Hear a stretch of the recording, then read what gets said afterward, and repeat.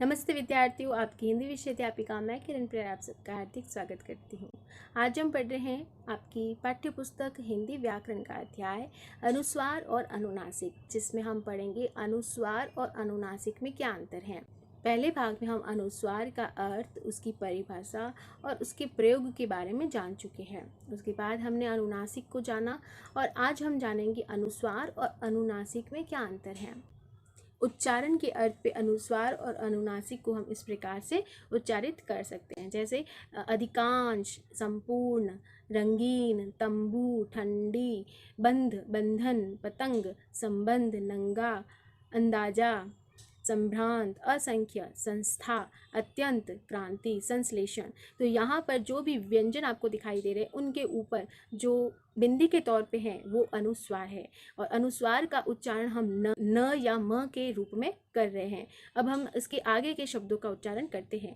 गांव, मुंह, धुंधले, कुआं, चांद, भांति, कांच, बांध कर, पहुंच, ऊंचाई, टांग, पांच, दांते, सांस, कुआं, चांद, कांप, जाऊंगा।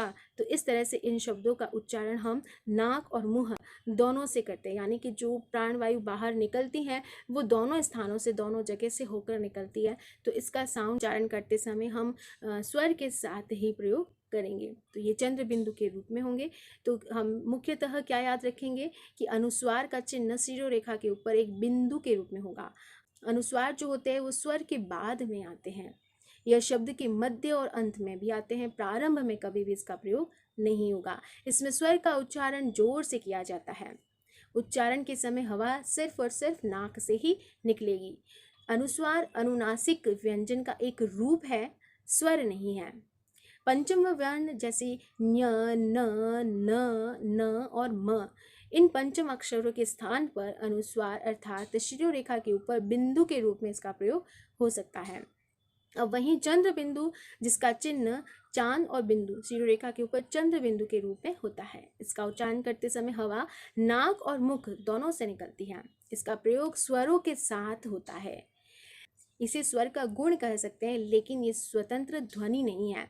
जिन स्वरों या मात्राओं का कोई भी हिस्सा शिरोरेखा से बाहर नहीं निकलता, तो अनुनासिकता के लिए चंद्र बिंदु हम लगाते हैं। जैसे गांव, माद, तो शिरोरेखा से बाहर अगर इसका उच्चारण नहीं निकलता, मात्रा के ऊपर हम इसको अनुनासिक के रूप में लगाएंगे। तो शिरोरेखा के ऊपर मात्रा हो तो हम वहाँ पर सिर्फ बिंदी का प्रयोग करेंगे, लेकिन इसको माना जाएगा चंद्र बिंदु अनुनासिक के रूप में।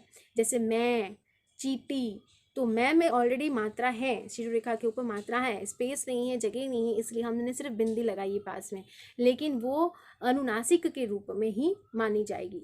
चीटी में भी मात्रा ची, ई की मात्रा है, लेकिन बिंदी लगी है, मतलब ये रूप में इसका है अनुनासिक का रूप। चंद्र बिंदु का उच्चारण जहाँ अनिवार्य हो वहाँ इसका प्रयोग अवश्य करना चाहिए।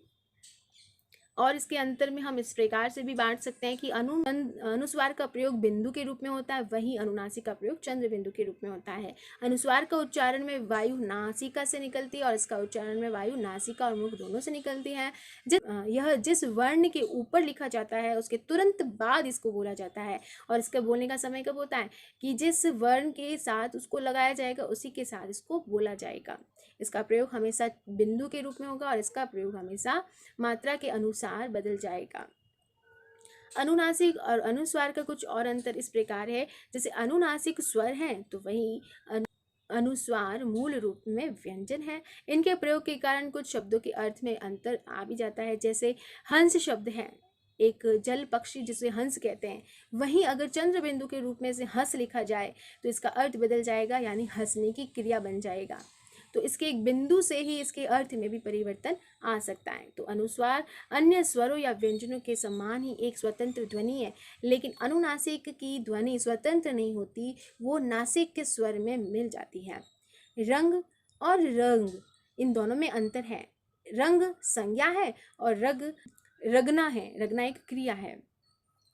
ऐसे ही लाइए, उठाइए, चाहिए में चंद्र बिंदु नहीं लगता है। हूँ, यहाँ, वहाँ, कहानियाँ, मुँह आदि शब्दों में चंद्र बिंदु लगाया जाता है। इसी प्रकार माँ शब्द में चंद्र बिंदु लगता है और माता शब्द में नहीं लगता है।